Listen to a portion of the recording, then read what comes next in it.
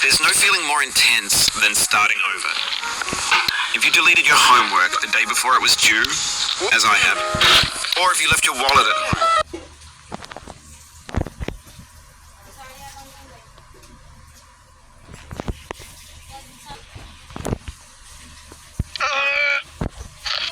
Alright, thanks for coming with me on this trip.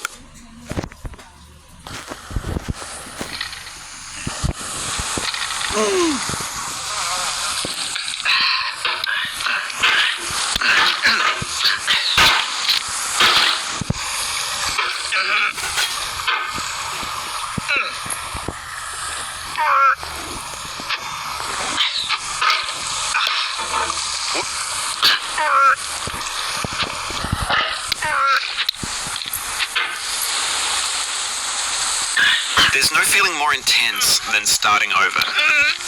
If you deleted your homework the day before it was due, as I have, or if you left your wallet at home and you have to go back after spending an hour in the commute. If you won some money at the casino and then put all your winnings on red but it came up black. If you got your best shirt dry cleaned before a wedding and then immediately dropped food on it. If you won an argument with a friend and then later discovered that they just returned to their original view. Starting over is harder than starting up. If you're not ready for that, like if you've already had a bad day, then what you're about to go through might be too much. Feel free to go away and come back. I'll be here. Alright, thanks for coming with me on this trip. I'll understand if you have to take a break at any point. Just find a safe place to stop and quit the game. Don't worry, I'll save your progress, always, even your mistakes. This game is a homage to a free game that came out in 2002 titled Sexy Hiking. The author of that game is Jazzo, a mysterious Czech designer who was known at the time as the father of B games. B games are rough assemblages of found objects.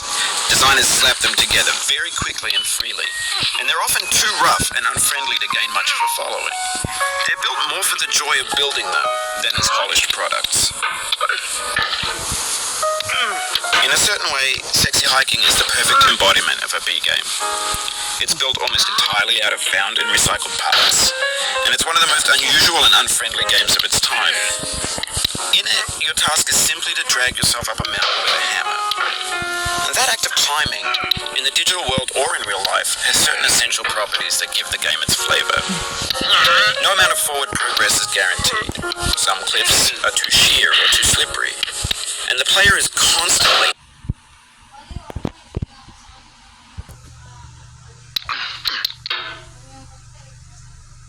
Anyway, when you start Sexy Hiking, you're standing next to this dead tree that blocks the way to the entire rest of the game. It might take you an hour to get over that tree, and a lot of people never got past it. You prod and you poke at it, exploring the limits of your reach and your strength, trying to find a way up and over. And there's a sense of truth in that lack of compromise. Most obstacles in video game worlds are fake. You can be completely confident in your ability to get through them once you have the correct method or the correct equipment or just by spending enough time. In that sense, every pixelated obstacle in Sexy Hiking is real. The obstacles in Sexy Hiking are unyielding, and that makes the game uniquely frustrating. But I'm not sure Jazzo intended to make a frustrating game. The frustration is just essential to the act of climbing, and it's authentic to the process of building a game about climbing. A funny thing happened to me as I was building this mountain. I'd have an idea for a new obstacle, and I'd build it, test it, and it would usually turn out to be unreasonably hard. But I couldn't bring myself to make it easier. It already felt like my inability to get past a new obstacle was my fault as a player rather than as a builder. Imaginary mountains build themselves from our efforts to climb them, and it's our repeated attempts to reach the summit that turns those mountains into something real. When you're building a video game world, you're building with ideas, and that can be like working with quickset cement. You mold your ideas into a certain shape that can be played with, and in the process of playing with them, they begin to harden and set until they're immutable, like rock. And at that point, you can't change the world, not without breaking it into pieces and starting fresh with new ideas. years now, people have been predicting that games would soon be made out of prefabricated objects, bought in a store and assembled into a world. And for the most part, that hasn't happened, because the objects in the stores are trash. I don't mean they look bad or that they're badly made, although a lot of them are. I mean they're trash in the way that food becomes trash as soon as you put it in the sink. Things are made to be consumed and used in a certain context, and once the moment is gone, they transform into garbage. In the context of technology, those moments pass by in seconds. Over time, we've poured more and more refuse into this vast digital landfill that we call the internet. It now vastly outnumbers and outweighs the things that are fresh and untainted and unused. When everything around us is cultural trash, trash becomes the new media.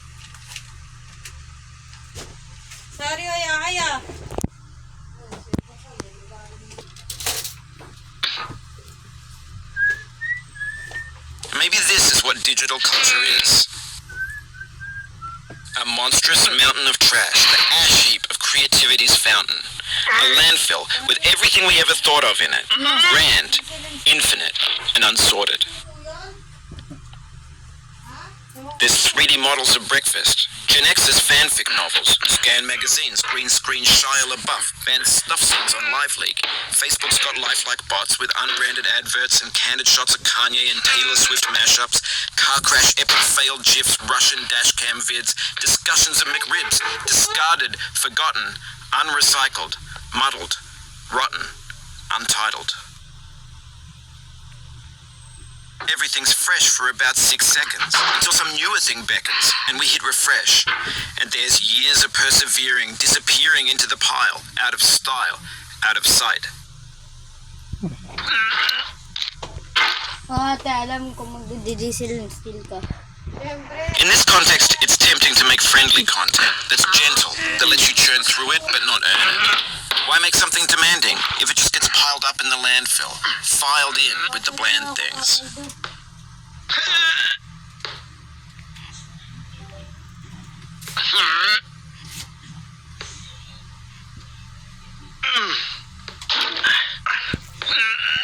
Oh, you just lost a lot of progress. That's a deep frustration, a real punch in the gut.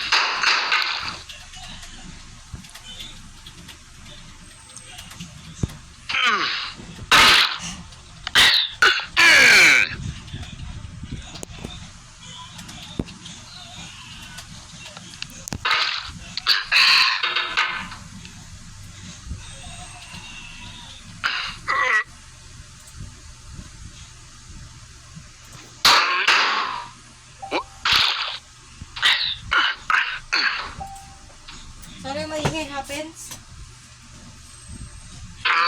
Oh.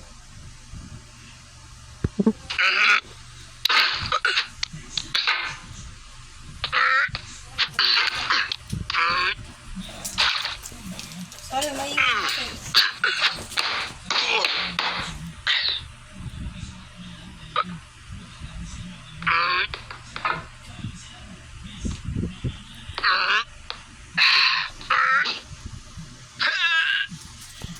Diesel and steel.